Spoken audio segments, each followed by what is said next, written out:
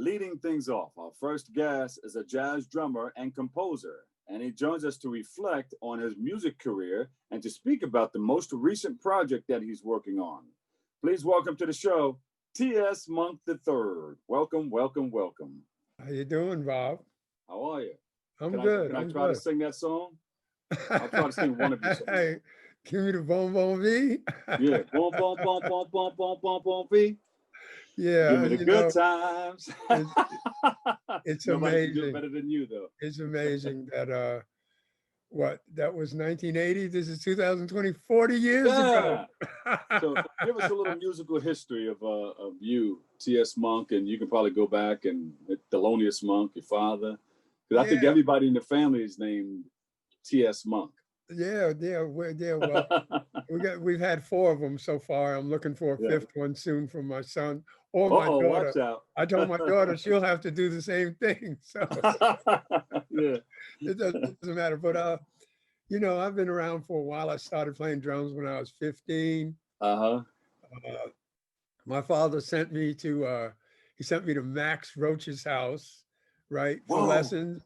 Oh yeah. You And went to the drummer extraordinaire's house, Max oh, Roach. absolutely. Well, I knew Max told me that he knew me before I was born because he used to see me. He used to see my mother when she was pregnant with me. So Yeah, I yeah. go all the way back with Max Roach, but I also go all the way back with Art Blakey because Art Blakey gave me my first set of drums. So, Wow. I mean, I always figured I better learn to really play well because T with the I've had so history. much help. Whoa. Yeah. Yeah. Then when I was around 20, I started playing with my father's band, and I played with his band for the last 5 years of his career. And then I went in, I did a deep dive into R&B along with really a whole lot of musicians that are my age, the guys in the Commodores and the guys in Earth, Wind, Fire and the guys in Kool and the Gang. We were all, sort of, you know, we wanted to be jazz musicians, but at that time in the mid 70s, jazz was at its probably its lowest point. Birdland had closed, the Village Gate had closed, all the clubs had closed. And so we all took our electric pianos and our West Montgomery Grant Green sounding guitars, and so Yeah. you ended up with bands like Stuff, which was all converted jazz musicians. And Yeah. I did that, and I was fortunate to have a few hit records in the 1980s as a singer, which was bizarre to me because I said, I've been practicing drums all day and night for like 15 years, and Uh, here I am. People know me as a singer for Bon Bon V. so you But would mic up your drums, but now you have a vocal mic up there. yeah, it was pretty weird. But I was fortunate, the very Don Kirshner's first R&B awards. My group was the New Artist of the Year, and then unfortunately my two partners, my sister and my girlfriend Yvonne Fletcher, both passed away from breast cancer within 4 months of each other, Wow. and I just got out of the music business completely, except for I mentored a young group that is now the biggest thing in Jamaica. They're called Morgan's Heritage. You know, All right. oh yeah, listen, their father he came to me. We were all living in Brooklyn, and Denroy, who I do, right? Yeah. Denroy comes to me Denroy and Morgan. Yeah, yeah. he says to me, I'd like you to mentor my kids and teach them how to produce records. And I wasn't doing anything. I had a small studio in my basement. So I said, okay, so how many kids are there? So he says, well, there's 27. I said, 27 kids. I said, where are they? He said, they're all in the house down on Bushwick Avenue. They're all in the house on Bushwick Avenue. So he's the real father. And I took 9 of them into my home for about a year every single day. And I'm just delighted as to what they've turned into. So That's good. that's what I did. And then I formed in 87, I formed the Thelonious Monk Institute of Jazz. And I Uh-huh. chaired that for almost 30 years. But in 1992, because I had formed the Monk Institute, I said, I think I'd like to get into jazz myself. And so I formed the It's current, in your blood. You can't get out of it. It's in your you blood. can't get out of it. Yeah, Yeah. well, Illinois, the great Illinois Jacket, he told me two things.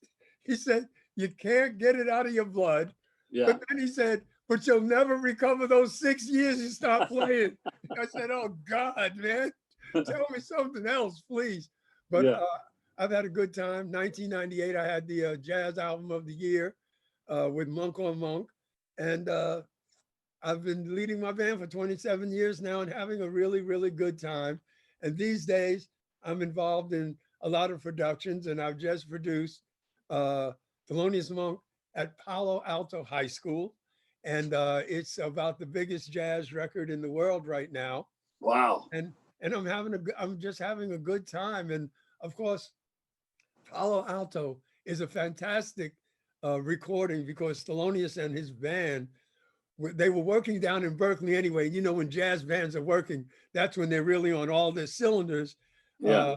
But above and beyond that, the backstory to this album is a great American story because, as bizarre as it may seem, Thelonious was hired by a 16-year-old Jewish kid to come to Palo Alto, Yeah. and he decided to take the gig. It wasn't about a lot of money. I think it had more to do with the fact that this 16-year-old kid named Danny Shear had the nerve to call him up personally and say, Monk, would you come to Palo Alto? And I ain't got no real money. I got, but, would you come? And Thelonious really liked kids. He kept me and my sister on his leg when we were little. And I think he responded to the kid. And he Yeah. went to Palo Alto. And Thelonious was he was a live recording artist. I mean, he was a live artist. He had a very spotty kind of recording career. So he was always on a label, then off a label, then on a label, and off a label. And Danny decided to record this concert. And then he forgot about it for almost 30 years, discovered it in his, I think he was cleaning out his garage or his attic or something. Yeah. He called me. He told me he had this recording. Me being busy, right? And so much Monk stuff in the ether all the time that I paid no real attention to him. I said, yeah. And then maybe almost 10 years passed by and he called me again.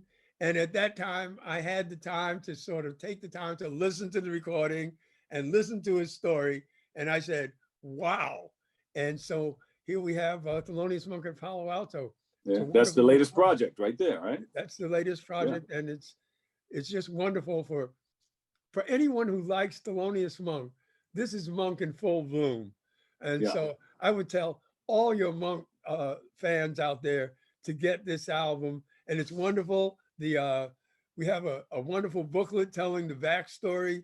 We have the actual poster from in the vinyl version. You get the poster, you get the booklet, and you get a wonderful, wonderful recording. There you go.